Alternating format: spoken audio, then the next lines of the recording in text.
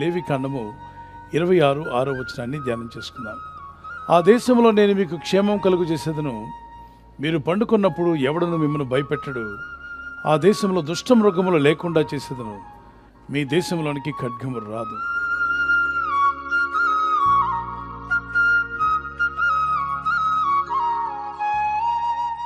ఈ వాగ్దానంలో 3 విషయాలు కనిపిస్తున్నాయి. నేను మీకు క్షేమం కలుగు చేసేదను. క్షామకాలంలో కూడా క్షేమం కలుగు చేసే గొప్ప దేవుడు. అంటే క్షామం అన్నప్పుడు కరువైతే, క్షేమం అన్నప్పుడు సురక్షితంగా మిమ్మల్ని కాపాడుతానని వాగ్దానం చేశాడు దేవుడు. నీవు పండుకున్నప్పుడు నిన్ను భయపెట్టకు, ఎవడను నీ మీదకి రాడు అనేది రెండో విషయం. అంటే కలవరం లేని నిద్ర, చక్కని ఆరోగ్యకరమైన నిద్ర ప్రభు నీకు దయచేస్తా అంటున్నాడు. దేవునిది విశ్వాసం ఉంచి ఈ వాగ్దానం ఎత్తిపట్టుకుని నమ్మిన ప్రతి ఒక్కరూ భయం లేకుండా పడుకోవచ్చు. రాత్రులు నిద్ర పట్టక బాధపడుతున్నారు కొందరైతే, భయముతో నిద్రపోకుండా ఉన్నవారు మరికొందరు. ఏదో చింత వారిని నిద్రపోనీయకుండా ఆపివేస్తుంది. రకరకాల అనారోగ్యాలతో కూడా నిద్ర పట్టని వారు ఉన్నారు. అయితే దేవుడు తన ప్రజల విషయంలో వాగ్దానం చేశాడు. నిద్ర విషయంలో నీవు సుఖముగా నిద్రించదవు, నీవు పడుకున్నప్పుడు ఎవడను నిన్ను భయపెట్టడు, నేను నిద్రపోయి మేల్కొందును అంటాడు. ఎందుకని? నన్ను కాపాడవాడు కునుకడు, నిద్రపోడు గనుక ఏ పరిస్థితుల్లో కూడా నువ్వు భయపడాల్సిన అవసరం లేదు. నేను రేయింబగలు నేను నీతో కూడా ఉన్నాను, నేను విడువను, ఎడబాయను, నేను నీకు తోడుగా ఉన్నాను కనుక ధైర్యంగా ఉండమని. మరి చంటి బిడ్డలు నిద్రపోతున్నప్పుడు పేరెంట్స్ సైక్ చేస్తారు, ఎవరిని గట్టిగా మాట్లాడుతున్న పిల్లలతో, చిన్నవాడు నిద్రపోతున్నాడు, బాబు నిద్రపోతున్నాడు, పాప నిద్రపోతుంది, డిస్టర్బ్ చేయొద్దు అంటే, వీళ్ళు మాట్లాడిన ఈ అల్లరి మాటలకు ఆ చిన్న బిడ్డ ఉలిక్కిపడి లేస్తుందేమోనని తల్లి తండ్రి పేరెంట్స్ ఆ చిన్న బిడ్డ భయపడకుండా నిద్రపోవాలి, తనకు తానుగా నిద్ర లేవాలి, నిద్రలో భయపెట్టకూడదు అని మనము మనుషులుగా ఆలోచిస్తున్నాం. ఫలాని వారు నిద్రపోతున్నారు, సైలెంట్గా ఉండండి అంటే నిద్రలో ఉన్నప్పుడు ఉలిక్కిపడి లేచే పరిస్థితి లేకుండా, కలవరపడకుండా, భయముతో లేవకుండా, సంతోషంతో, సమాధానంతో దేవుని కృప పొందిన వారిగా లేచి కూర్చొని, దేవానికి స్తోత్రం, నన్ను ఇంకా సజీవుల లెక్కలో ఉంచావు తండ్రి, నీకు స్తోత్రం, ఈ దినమున నేను ఈ విధంగా సజీవంగా ఉన్నానంటే అంతా నీ కృప, నీకే స్తుతి, నీకే మహిమ అని ప్రభుని స్తుతించే విధంగా మనం లేవాలని.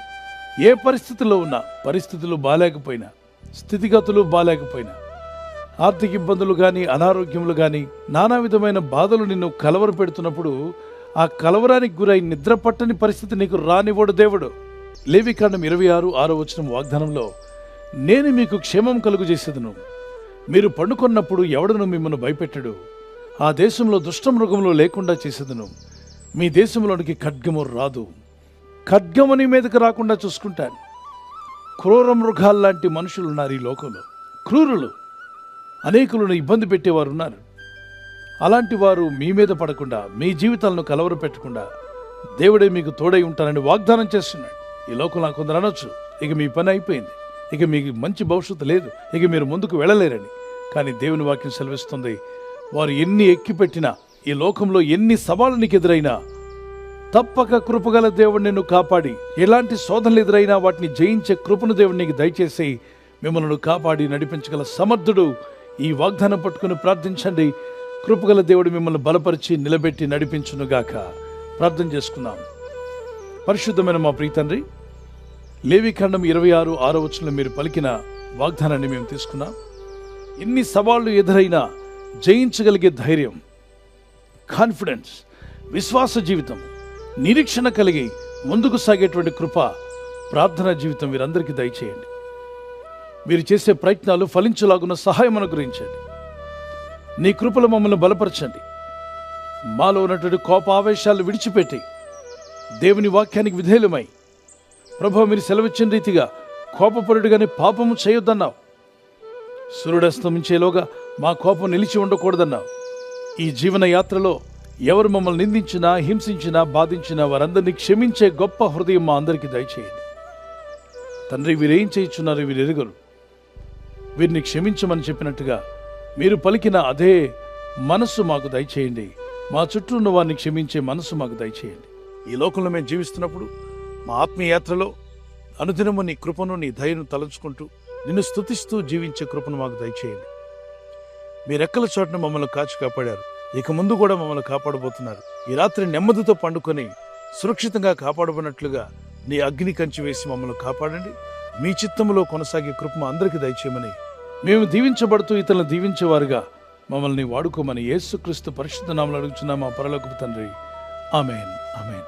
కృపగల దేవుని హస్తం మీకు తోడే ఉండి నడిపించి బలపరిచి దేవుని రాకడకు మనందరినీ సిద్ధపరచును గాక. ఆమేన్.